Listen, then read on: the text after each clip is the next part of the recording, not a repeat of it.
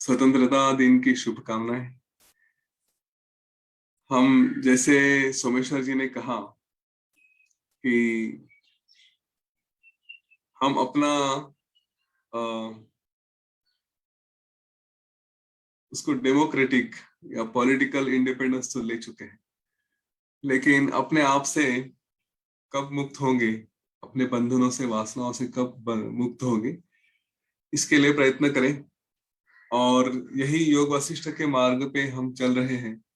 ये वही प्रयत्न है। इसमें विश्वास तो दिलाया गया है कि इसके अभ्यास से, बार बार अभ्यास करने से यह मुक्ति हमें कभी ना कभी तो निश्चित तौर से मिल जाए। वैसे तो हम मुक्त हैं, यहाँ पे ये नहीं है कि हम किसी के बंधन में सच में फंसे हैं, पर हमें लग रहा है कि हम फंसे हैं, हम अपने आप में फंसा दे रहे हैं। तो जैसे कभी किसी ने कहा था कि एक गुलाम को अगर उसकी गुलामी का अनुभव करा दे तो वो मुक्त हो सकता है। तो हमें आशा करता हूं कि वो अनुभव आ चुका है कि हम कुछ तो बंधन में फंसे हैं, और फिर हम उसी के लिए प्रयत्न कर रहे हैं कि मुक्त हो जाए। तो कभी कभी अनुभव आता है मुक्त है, कभी कभी फिर से फंस जाते हैं। तो ये जो इस तरह के आंदोलन है हमारे मन के, इस आगे पीछे ये सब चल रहा है, लेकिन हो जाएगा। हम ज्यादातर धीरे धीरे मुक्ति की तरफ बढ़ रहे हैं। हमने परिणाम देखा है कि कई सारी बातें होती है, उससे हम धीरे धीरे छूट रहे हैं। तो अच्छा है। और इसी के लिए, उस इंडिपेंडेंस के लिए भी, उस स्वतंत्रता के लिए भी फिर से एक बार शुभकामनाएं। हम पाषाण आख्यान देख रहे थे। वशिष्ठ ऋषि कहीं पे ध्यान करने के लिए निर्विकल्प समाधि में गए, और फिर वहां से बाहर जब आए 100 साल के बाद, तो उन्हें एक स्त्री की आवाज सुनाई दी। उन्होंने उस आवाज की तरफ देखा, कौन है, क्या है। स्वयं चिदाकाश रूप होकर अ, उसको ढूंढने का प्रयत्न किया। जब वो स्त्री दिखी तो फिर उन्हें कुछ कुतूहल हुआ, लेकिन छोड़ के फिर वो वापस आगे चले गए। और आगे यही सारे ब्रह्मांड के खेल देखने लगे कि कितने ब्रह्मांड है, किस किस तरह से क्या क्या हो रहा है। और उसके बाद फिर ऐसे करते करते जब वो देख रहे थे तो वो स्त्री भी उनके साथ ही थी। वो भी चिदाकाश रूप होकर उन्हीं के पास एक आकाश में जैसी देवी होती है वैसे ही आ, उनके साथ बनी रही। तो वो भी एक तरह से चिदाकाश ही उसका ही रूप था। और ऐसा जब उन्होंने देखा तो वशिष्ठ ऋषि ने उस स्त्री से पूछा कि आप कौन हैं, आपका किसकी कन्या हो, किसकी पत्नी हो, यह मेरे तरफ, मेरे यहाँ तुम किस लिए आई हो, और तुम्हारा रहने का ठिकाना कौन सा है, कहाँ रहती हो, क्या करती हो। तो उस पर वो स्त्री वशिष्ठ ऋषि से कही उसने कि मैं आपको मेरी सच सच हकीकत बताती हूँ, और मेरे कुछ दुख हैं, उसके ऊपर आप मुझे थोड़ा मार्गदर्शन करें। जब ऐसा उसने बताना शुरू किया तो उसने अपना वर्णन बताया कि यह जैसे 3 लोक हैं, स्वर्ग, पृथ्वी, पाताल। और फिर कहीं पे एक जो ऐसा लोकालोक पर्वत, जो हम कभी अपने पुराणों में कहते सुनते हैं, तो वो पर्वत भी है। और फिर उसमें उस पर्वत पे कई सारे शिखर हैं, और उन शिखरों में कई सारे शिलाएं हैं, पत्थर हैं बड़े बड़े, और जो जैसे रत्नों के जैसे चमकते हैं। तो उन पत्थरों में से एक पत्थर जहाँ पे, या एक शिला कही जाए, तो उसमें मैं रहती हूँ। और उस शिला का ऊपर का भाग ये वज्र जैसा कठिन होने की वजह से वह शिला कभी टूटती नहीं, वो हमेशा वैसी की वैसी ही बनी रहती है, और मैं वहां पे उसके अंदर रहती हूँ। मुझे ब्रह्मदेव ने वहीं पे रखा है, और इसीलिए मैं उस पाषाण में ही, उस पत्थर में ही रहती हूँ, मैं वहां से कहीं जाती नहीं। वहां वहां पे मैंने कई युग बिताए हैं, और ऐसा मेरा अनुभव है। और मैं केवल अकेली ही नहीं हूँ, वहां पे मेरे पति भी उसी जगह बंधे हैं। और उसके साथ मेरे जो परिवार, हमने जो भी मानस रूप से बनाया था, वो भी वहां पर है। कई साल वहां पर रहने के हमारी अभी निकल चुके हैं और हमारा ही वासना दोष है कि जिसकी वजह से हम वहां पर बंधे हुए, हम वहां से अभी मुक्त नहीं हो रहे। उस पाषाण में केवल हम दोनों ही नहीं, जैसे अभी कहा था कि हमारे पुत्र है, हमारे नाती है, हमारे नौकर है, सब कुछ है, सारा परिवार वहीं पे बद्ध होके रहा है। हम उसमें से कभी बाहर निकलते नहीं। मेरा जो पति है वो वहां पे जैसे स्थानबद्ध है, उसको तो कई युगों तक जीवंत या जीवित होते हुए भी अपने जगह से वो हिलता नहीं, एक ही जगह स्थिर है। वो बचपन से ब्रह्मचारी है, इसलिए अध्ययनशील है और केवल अकेले में एकांत में सीधे साधे तरीके से वो रहता है। उसका व्यवहार भी एकदम सीधा है, उसके अंदर कोई कभी वासना विकार नहीं होता, उसके इंद्रिय कभी विचलित नहीं होते, चंचल नहीं होते। और मैं उसकी एक निष्ठ पत्नी हूँ, उसके सिवा मैं एक क्षण भी इधर उधर नहीं रह सकती, उसके सिवा मैं अपना प्राण भी धारण नहीं कर सकती। और आ, उसने मुझे किस तरह से संपादन किया वो भी मैं आपको बताती हूँ। तो उसने कहा कि इस पाषाण में जो शुद्ध स्वरूप से शुद्ध गृह में रहता है, उसने अपने बचपन से लेकर वेदों को जो भी उचित है ऐसा पूरा आचरण करके फिर मुझे जो मैं सर्व गुण संपन्न हूँ, सर्व लक्षण संपन्न हूँ, ऐसा मुझे उत्पन्न किया, अपने ही मानस संकल्प से उत्पन्न किया। और फिर मैं जैसे जैसे बढ़ती गई, तो मेरी जैसे जैसे आयु बढ़ती गई, मैं उन विषयों में भी उलझती रही। तो विषय तो जितने भी विषय हैं उनसे मेरी कभी तृप्ति नहीं होती। मैं केवल अ, मैं केवल अपने आप में ही जैसे जैसे बढ़ती जाती हूँ, तो आगे जाके यौवन में आई। यौवन में आने के बाद फिर जो स्वाभाविक यौवन की वासनाएं होती है, उससे फिर मेरा शरीर, मेरा मन संतप्त होने लगा, काम विकार से मेरा मन संतप्त होने लगा। लेकिन मेरा यह पति है कि जो केवल अपने ही कार्यों में उलझा था, वो उसने कभी मेरे तरफ देखा भी नहीं, और इसीलिए मुझे बड़ा दुख होता था। और यह सारी दुखों में रहते रहते कई सारे उपाय किए, लेकिन उसका कोई मुझ पर परिणाम नहीं हुआ। जब मैं केवल निद्रा में होती हूँ या मूर्छा में होती हूँ, मतलब बेहोशी में होती हूँ, तब मुझे कुछ समझ में नहीं आता। लेकिन उसके बाकी समय में फिर मैं दुख में रहती हूँ। तो इस तरह से मेरा काफी समय निकल जाने के बाद धीरे धीरे इन सारी बातों की तरफ मुझे वैराग्य आ गया। और इस वैराग्य के कारण फिर मैंने अपने यह सारी वासना धीरे धीरे कम होती गई। और इसका परिणाम यह भी था कि आज मैं वैसे तो तरुण हूँ, यौवन में हूँ, मेरा ये यौवन कभी नष्ट न होने वाला है। लेकिन मेरी जो सारी वैराग्य वासना है वो अभी दृढ़ बन चुकी है, अभी मुझे किसी बातों में रस नहीं होता। और यह रस नहीं है, इसलिए मैं अपने चित्त की शांति करने की दृढ़ इच्छा रखती हूँ। और मेरा पति भी वो भी यही चाहता है कि वो भी मन से अपने मन को जीते। और इस शांति की प्राप्ति के लिए मैं आपको स्मरण कर रही हूँ और आपसे प्रार्थना कर रही हूँ कि आप मुझे उसके बारे में उपदेश करें। इस तरह से प्रार्थना उसने वशिष्ठ ऋषि से की। और फिर वशिष्ठ ऋषि ने उससे पूछा कि तुम्हारी कहानी तो थोड़ी आश्चर्यजनक लगती है, मुझे यह बताओ कि इस तुमने कहा कि जिस शिला में तुम रहते हो वहां पे तो कोई आकाश या अवकाश नहीं है, पूरी घन रूप है। तो अगर ऐसी बात है तो फिर तुम वहां पे कैसे रह सकते हो, तुम्हारी स्थिति कैसी है, और तुम्हारा व्यवहार कैसे होता है, व्यापार कैसे होता है, और कुछ नहीं होता है तो फिर तुम्हारे उस ग्रह का, उस घर का उपयोग क्या है, जहां पे अंदर जाना ही संभव नहीं, प्रवेश होना ही संभव नहीं, तो वहां पे ये सारी बातें कैसे होती है। तो उस स्त्री ने, जो विद्याधरी उसको वशिष्ठ ऋषि ने कहा है, उस स्त्री ने कहा कि जैसे ये आपका जगत है जहाँ पे आप स्थिर होते हो, वैसे ही सारे संसार से युक्त हमारा भी जगत है।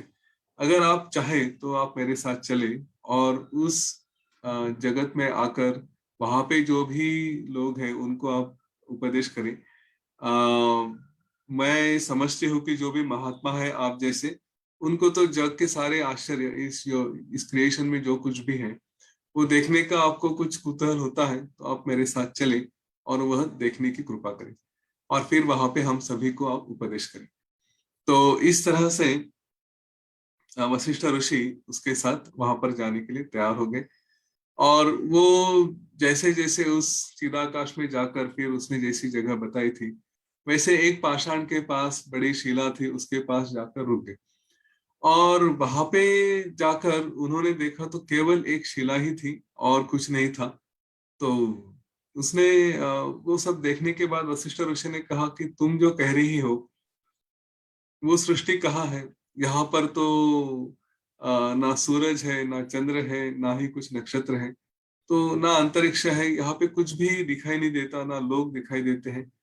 तो इस तरह से जब वो बोल रहे थे वशिष्ठ ऋषि, तो वो स्त्री भी अपने आप में उस तरह से आश्चर्य में पड़ गई, और फिर वो उस पत्थर की तरफ, उस शिला की तरफ देखकर उसने कहना शुरू किया कि हे मुनिवर, मुझे भी यहाँ पे पहले जैसा कुछ दिखाई नहीं देता। लेकिन मैंने जो आपको बताया था वो जगत मुझे थोड़ा सा ऐसा अस्पष्ट रूप से दिखाई दे रहा है, जैसे कोई इमेज होती है या अंधुक सा जैसा है, वो मुझे दिखाई देना है, धुंधला धुंधला कुछ तो दिखाई दे रहा है।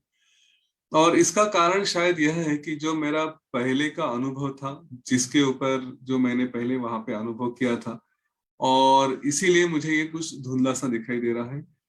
हे मुनिवर, इसका दूसरा कारण यह भी है कि मैंने आपके साथ काफी समय तक जब बातें की, तो केवल उसमें द्वैत की ही बातें हुई थी, इस सृष्टि के अलग अलग वर्णनों की बातें की थी। और फिर इसीलिए वो मेरे बुद्धि में उसका प्रवेश हुआ।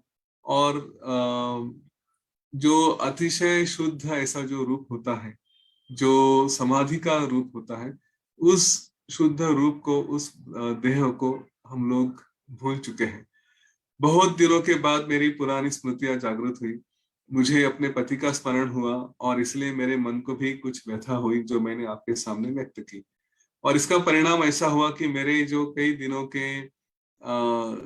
कई दिनों से जो वैराग्य से मेरा मन शांत हुआ था, जो स्वास्थ्य आया था मन का, वो भी मन का स्वास्थ्य नष्ट हुआ। और इसीलिए मैंने अपना जो शुद्ध स्वरूप, जो कभी सिद्धि से, साधना से प्राप्त किया था, जो मेरा मनोमय देह था, जो मेरा सूक्ष्म देह था, उसको मैं एक तरह से भूल चुकी हूँ, क्योंकि मेरे मन के ऊपर अभी केवल इस समय के जो अ, जिसको असत्य है ऐसे संस्कार जागृत हुए थे। और इसके बाद फिर उसने कहा कि लेकिन अभी मैं अपना मूल स्वरूप को या अपने स्वरूप की स्थिति को नहीं भूली, वो मुझे पता है। तो उसने यह आगे बताना शुरू किया, वशिष्ठ ऋषि बता रहे कि आ, यही सारा न्याय हम इस जगत में भी देखते हैं। जो भी जगत है, हर जगत में यही न्याय दिखाई देता है कि यह सारा जो शुद्ध चिदाकाश अपना जो रूप है, और उसके जो हमारे ऊपर संस्कार होते हैं, वही संस्कारों से हम वर्तमान क्षण में उसके साथ मिल जाते हैं, तन्मय हो जाते हैं, और फिर हमें बाकी बातों हम भूल जाते हैं। तो जो हमारा भूतकाल का भ्रम होता है, उससे अभी वर्तमान काल का जो भ्रम है वो थोड़ा स्ट्रांग होता है, उसका प्रभाव ज्यादा होता है। और इसीलिए हमें वर्तमान क्षण को ज्यादा ध्यान देना चाहिए, उसकी तरफ ज्यादा अपना अटेंशन होना चाहिए।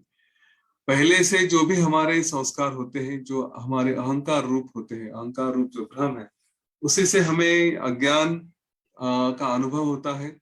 और वही अज्ञान का अनुभव हमारे अंतःकरण पे अपना अपना प्रभाव करता है।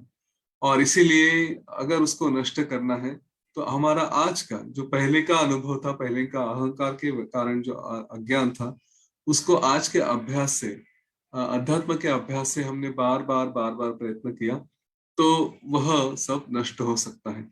अभ्यास का यही महत्व है।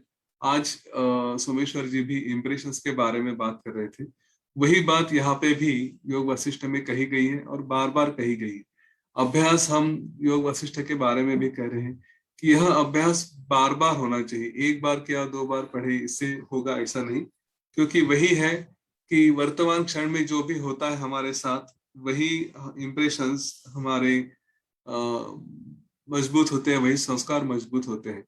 तो पहले के संस्कारों को अगर काटना रहा तो अच्छे साथ, अच्छा अभ्यास का साथ लेके, अच्छे शास्त्रों का साथ लेके, श्रवण मनन इसका उपयोग करके अपने जो पुराने संस्कार हैं उनको काट कर फिर आगे हम बढ़ सकते हैं। तो इस तरह से उस विद्याधरी ने वशिष्ठ ऋषि को अपने स्थिति के बारे में बताया कि ये क्यों हुआ, कैसे हुआ। और फिर उसने ये भी आगे जाकर बताया कि जब तक, जिस अर्थ से कि हमारे जो संस्कार है, ये पहले के संस्कार जिसमें मैं हूं और यह मेरा है, इस तरह के भ्रम ये जब तक नष्ट नहीं होते और जब तक हमारा सूक्ष्म भाव प्रकट नहीं होता, तब तक हम इस शिला में प्रवेश नहीं कर पाएंगे। इसमें या किसी और सृष्टि में या उसके तरफ साक्षी रूप से देखना भी हमारे लिए संभव नहीं होगा। तो हम दोनों ही अपने आप में जो निर्मल परमात्मा है उसके रूप में जाकर और फिर उस स्वरूप को, उस स्वरूप में रहकर आतिवाहिक भाव का अभ्यास करके फिर हम इस शिला के अंदर जा सकते हैं। इस शिला को हम देख सकेंगे इसके अंदर क्या क्या है। तो इस तरह से दोनों ने फिर निर्विकल्प समाधि का अभ्यास किया और अपने समाधि अवस्था में जाकर फिर उन्होंने इस शिला को देखना शुरू किया। तो उनके सामने जैसे एक पूरा बड़ा आकाश है जिसमें ना उदय है ना अंत है, इस तरह से अखंड स्वरूप, नित्य प्रकाश रूप, ऐसा चिदाकाश जैसे ही सब कुछ उनके सामने प्रत्यय आ गया, सब देखने लगे। और फिर वह उन्हें एक तरह से ना शिला दिखी ना पत्थर देखा, क्योंकि अभी वो उसके अंदर है, उसका अंदर का अनुभव ले रहे हैं। तो कह रहे थे कि मुझे तो कुछ भी नहीं दिखाई दे रहा था, लेकिन धीरे धीरे धीरे धीरे जब मैंने उसके अंदर अपने आप में देखा तो मुझे समझ में आ गया कि मैं ही शिला रूप हो चुका हूँ। जैसे हम सपने में स्वयं को नदी बन के बनते हुए देखते हैं या स्वयं को हम कुछ पर्वत बनते हुए देखते हैं, उसी तरह मुझे भी यहाँ पे उस शिला में मैं अपने आप को ही शिला समझने लगा और अपने आप में ही वो शिला के अंदर का सारा दृश्य देखने लगा। तो वशिष्ठ ऋषि आगे बता रहे हैं कि इस तरह से ये शिलाकृति को मैंने देखा, अपने आप को देखा, और फिर उस विद्याधरी ने भी उसके अंदर आई और उसके साथ मैं भी उस शिला के अंदर चला गया। और फिर उसके अंदर जाने के बाद वहां पे ब्रह्मलोक था, उधर मैं पहुंचा और उस ब्रह्मलोक में जो समाधि अवस्था में स्थित ब्रह्मदेव थे उनके सामने आए। और वहां पे आने के बाद उस विद्याधरी ने कहा कि हे मुनिवर, यही मेरे पति है। यह तो अभी जैसे वृद्ध हो चुके हैं, यह पुराण पुरुष है, फिर भी इन्होंने मेरे से विवाह नहीं किया। हाँ, उन्होंने मुझे निर्माण किया अपनी पत्नी के लिए, लेकिन मेरे साथ विवाह नहीं किया और इसलिए मैं विरक्त हो चुकी हूँ। अभी यह भी वैराग्यशाली होकर अपना यह सब जीवन समाप्त करना चाहते हैं। वो चाहते कि अभी यहाँ से निकल जाए और अपने परम पद को जाने की उनकी इच्छा है। तो इसलिए यहाँ पे अभी ये परम पद जाने के लिए ध्यान में बैठकर तैयार हो चुके हैं। इनके जग का, यह जो जग है उसका महाप्रलय समीप आ गया है, ऐसे लक्षण वशिष्ठ ऋषि को देखने लगे। तो वह विद्याधरी भी कही कि जिस तरह पर्वत अपनी स्थिति से कभी हिलता नहीं, वैसे ही यह भी मेरे पति, या कितनी भी दुविधाएं आ जाए, कितने भी समस्या आ जाए, अपने स्थान से वे विचलित नहीं होते। पर आप आ गए हो तो मैं उनको थोड़ी जगाती हूँ। और फिर उन्होंने उस विद्याधरी ने अपने पति को थोड़ा जगाया, कहा कि हे नाथ, देखिए हमारे यहाँ बड़े मेहमान आए हैं, वशिष्ठ ऋषि आए हैं, इतने श्रेष्ठ हैं, तो आप जरा जग के शुद्धि में आके आप इनका स्वागत करें, इनकी पूजा करें। तो इस तरह वो ब्रह्मदेव वो अपनी जागृत स्थिति में आए और फिर उन्होंने वशिष्ठ ऋषि का स्वागत किया। वहां पे जितने भी बाकी सिद्ध थे, जो भी प्रजा थी, उन्होंने भी आकर वशिष्ठ ऋषि का स्वागत किया। और फिर उनकी पूजा वगैरह सब करने के बाद सब लोग अपने अपने स्थान पर बैठ गए। और उसके बाद फिर उन्होंने ब्रह्मदेव से पूछा कि हे ब्रह्मदेव, वशिष्ठ ऋषि ने ब्रह्मदेव से पूछा कि ब्रह्मदेव, ये विद्याधरी मेरे पास आई और इसने कहा कि आप दोनों को मोक्ष का ज्ञान मैं दूं, ऐसा उपदेश करूं, ऐसे उसने मुझे प्रार्थना की। पर यह, और इसलिए वो मुझे यहाँ पर लेकर आई। तो जरा मुझे समझाइए कि ये सब क्या चल रहा है। आप तो सारे, आप ब्रह्मदेव हो, आप सारे भूतों के अधिपति हो, सर्वज्ञान संपन्न हो। तो यह स्त्री विद्याधरी, ये तो काम इच्छा से कुछ उस प्रभावित है, और फिर यह इस तरह से क्या कह रही है, मुझे समझाइए। इसने कहा कि आपने इसको अपनी पत्नी करके उत्पन्न किया, परंतु उसके साथ विवाह नहीं किया, तो उसका विरस क्यों किया, क्या बात है, ये क्या प्रकरण है। तो उसके ऊपर वो जो ब्रह्मांड के उत्पत्ति करता थे ब्रह्मदेव, जो उनके ब्रह्मांड के उत्पत्ति करता थे, उन्होंने कहा कि ये एक जैसे हुआ है मैं वैसे आपको बताता हूँ, क्योंकि जो सज्जन है उनको सही बातें बताने में उसमें कोई दोष नहीं है। मैंने इसको उत्पन्न किया, यह सत्य है, लेकिन इतना ही सत्य है कि इसको मैंने केवल उत्पन्न किया। मैंने इसके साथ और जो इसकी अपेक्षा थी कि विवाह करूंगा या अपनी पत्नी करके उत्पन्न किया, ऐसा नहीं है। यह अपने अज्ञान की वजह से ही, अपना ही वासना के कारण ही उसको ऐसे लग रहा है कि मैंने उसे अपनी पत्नी होने के लिए उत्पन्न किया, और यही उसी की वासना केवल अब मेरे मिथ्या कल्पना से या उसकी मैंने जो कल्पना की थी उसके कारण यह उत्पन्न हुई है, और इसलिए यह केवल मिथ्या है, उसमें और कुछ सत्य नहीं है। यहाँ पे आप, मैं और ये जो हमारा सारा संभाषण हो रहा है, हमारी जो बातें हो रही है, यह संभाषण, यह केवल बातें, यह एक जैसे समुन्दर पे कुछ उठने वाली तरंग है जो अपने आप पे एक दूसरे से मिलते हैं, उस तरह है, ऐसा ही मैं समझ रहा हूँ। इस बड़े से समुन्दर में, इस जो चिदाकाश है, इसमें हम दोनों मिले हैं और हम एक दूसरे के साथ बात कर रहे हैं। आपको जो यह दिख रही है विद्याधरी या कुमारी, जो भी कहा जाए, यह आपको मुझसे केवल अलग दिख रही है, लेकिन एक तरह से देखा जाए तो इस चिदाकाश में वो भी एक तरह से प्रकट हुई है, और एक तरह से वो प्रकट नहीं भी हुई, दोनों उसके स्वरूप हैं। यह जगत स्थिति की वासना, जो वासना की वजह से जगत स्थिति बनी है, उसी की यह देवता है। यह केवल मेरे संकल्प से उसको शरीर प्राप्त हुआ है, इसलिए यह मेरी गृहिणी भी नहीं है, और ना ही वो मेरी गृहिणी हो, मेरी पत्नी हो, इसलिए मैंने उसको उत्पन्न किया है। यह केवल इस जगत के कारण की वासना है। तो अगर इसको समझा जाए तो ब्रह्मदेव को जब यह सब विश्व निर्माण करना था, उनका जो विश्व निर्माण करना था, तो उनकी जो वासना थी, जो इच्छा थी, वही यह स्त्री है। इसको, क्योंकि उसके बगैर, उस विद्याधरी के बगैर तो सारा ये विश्व बनना ये असंभव था, क्योंकि जहां वासना नहीं होती तो फिर कुछ नहीं होता। ब्रह्मदेव को भी उसका साथ लेना पड़ा, एक वासना उनके मन में आई कि मेरी ये जो भी क्रिएशन है वो बने, और वही वासना का रूप वह स्त्री थी। और यही वही उसका, उसके दुख का कारण है, ऐसा वो ब्रह्मदेव बताते हैं। अब वो यह भी बता रहे हैं कि अभी यह सारा जो अपने आप चलने वाला यह विश्व है, मेरा जो ब्रह्मांड है, यहाँ पे अभी प्रलय का समय हो रहा है, और इस प्रलय के कारण मुझे भी अपने स्थिति में जाने की इच्छा हो रही है, या यूं कहे उल्टा हो रहा है कि अभी मुझे अपने मूल स्थिति में जाने की इच्छा हो रही है, और मैं अगर उस स्थिति में जाऊंगा तो यह सारा जो भी मेरा क्रिएशन है, यह सब महाप्रलय होकर नष्ट हो जाएगा। तो अब यह नष्ट होने वाला है, तो स्वाभाविक है कि मेरे साथ यह मेरी कल्पना भी नष्ट हो जाएगी। और इसीलिए जब यह मैंने अपने नष्ट होने का जब कारण देखना शुरू किया कि अभी प्रलय हो, मुझे जाना है, तो स्वाभाविक है कि इसको भी, क्योंकि मैंने इसको उत्पन्न किया था, तो इसमें भी वही भावना आ रही है। यह भी अपने मूल से नष्ट हो जाएगी, क्योंकि मुझे जब यह सब खत्म करना है, जब महाप्रलय आने वाला है, तो मुझे अगर कुछ बात, किसी बात को छोड़ना है, तो वो बात रहेगी वासना।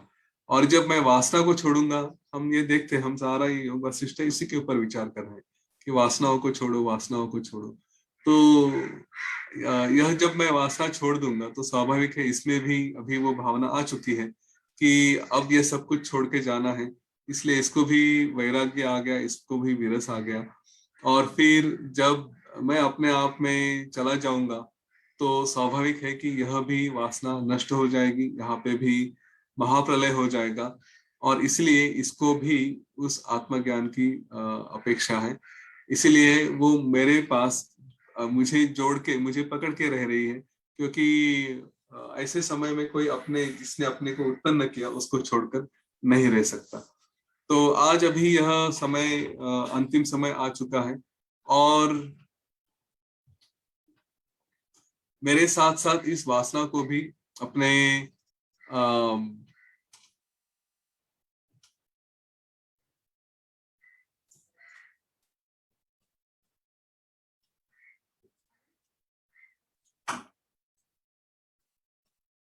मेरे साथ साथ इस वासना को भी अपने अंतिम स्वरूप में जाने की इच्छा होनी स्वाभाविक है, और इसीलिए ये आपके पास आई और इस तरह से प्रश्न किए। तो इसके आगे की बात भी मैं आपको बताता हूँ कि आत्मज्ञान के लिए जो भी प्रवृत्त होता है, जिसको भी यह ध्यान धारणा अभ्यास करके अपने आप में मूल स्वरूप में जाना चाहते हैं, तो उन्हें स्वाभाविकता से जो भी सिद्धि चाहिए वो प्राप्त होती है, क्योंकि वो अभ्यास से ही उनको सब मिल जाता है। लेकिन यह उनका अंतिम ध्येय नहीं होता। तो इस स्वरूप में आकर, इस योग के अभ्यास से मेरा मूल स्वरूप कैसा है, मेरा अंतिम स्वरूप क्या होगा, वो परम पद कैसे होगा, ये जानने की सभी को इच्छा होती है। यह विद्याधरी को भी, जो मेरी वासना रूप से यहाँ पे प्रकट है, उसको भी यह इच्छा थी।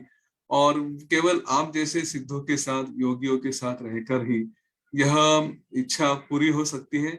यह सचमुच मेरा जो ज्ञान है कि मैं परम पद में पहुंचने के बाद कैसा होगा, या फिर वो सचमुच होता है या नहीं, इसका एक यूं कहें सत्य या वेरिफिकेशन, ये आप ही के द्वारा हो सकता है। आप ही उसको एक अधिष्ठान रूप से बता सकते हैं कि ऐसे हो सकता है। तो इसीलिए इसने आपको पकड़ा, क्योंकि इसको भी आत्मज्ञान प्राप्त करने की इच्छा हुई, और इसलिए ये एक गुरु की तरफ आकर आपको प्राप्त करके फिर यहाँ पर लेकर आई है। अभी यह सब जो भी है, जो भी ब्रह्मांड हम देख रहे हैं, यह केवल एक विद्या का ही विलास है, और इसी में सब कुछ हम देख रहे हैं। तो एक, जैसे दो हम व्यक्ति, व्यष्टि और समष्टि की बातें करती है, तो यह अविद्या मतलब यह एक व्यष्टि जीव, जो इंडिविजुअल कॉन्शियसनेस है, जो एक व्यक्ति है, उसने जो भी देखा उसकी अविद्या मतलब ही उसने ये जो सबका अपना अपना विश्व बनाया है, यही वहां पे फैलता है, यही अपने आप को व्यक्त करता है। और वैसे भी इसी तरह जो ब्रह्मदेव है, उसका भी उसकी भी माया अपने आप को इस तरह से अपना प्रभाव दिखाना शुरू करती है। परंतु उसके माइक जो माया है, उसका, उसकी विशेषता यह है कि वह किसी के ऊपर प्रभाव, मतलब किसी व्यक्ति को या उसके ऊपर प्रभाव नहीं डाल सकती, इसलिए वो ब्रह्मदेव को भी मोहित नहीं कर सकती। हमारी माया होती है, वो हमें मोहित करती है, इसलिए हम हर बात में फंसते हैं। पर ब्रह्मदेव की माया जो है, वो उसके लिए, अपने आप के लिए वो कुछ नहीं कर सकती, और इसीलिए उसका नाम विद्या माया या विद्या ऐसे कहा जाता है। और जो साधारण जीव होते हैं, कि जो उस माया में जाकर फंसते हैं, उसको अविद्या कहा गया है। तो ब्रह्मदेव की जो माया है, उसमें कोई कार्य नहीं होती। अगर आपको ये सब कंफ्यूजिंग लग रहा है तो आप ज्यादा उसमें फंसे नहीं। ये थोड़ा ज्ञान इसलिए बताया जा रहा है कि हम अपने आप को, अपने स्वरूप को और ब्रह्मदेव के स्वरूप को, जो हम स्वयं हैं, उसको समझे, क्योंकि यही हमारा पूरा क्रिएशन है। हमने जब उत्पत्ति प्रकरण में देखा था, वही काफी बातें यहाँ पे फिर से हो रही है। लेकिन यहाँ पे आगे जाकर जो प्रलय का वर्णन किया है, उसके लिए थोड़ा उत्पत्ति का भी वर्णन समझना आवश्यक होता है। हम ही ब्रह्मदेव होते हैं, हमने ही हमारा सारा विश्व निर्माण किया होता है। और इस विश्व में हम लोग जब इस बात को हम जानते हैं कि मेरा ही विश्व है, तो मेरी जो माया है, वह भी जो अविद्या थी वो विद्या बन जाती है। हम उसमें फंसते नहीं, और इस माया से अपने आप को छुड़ा सकते हैं।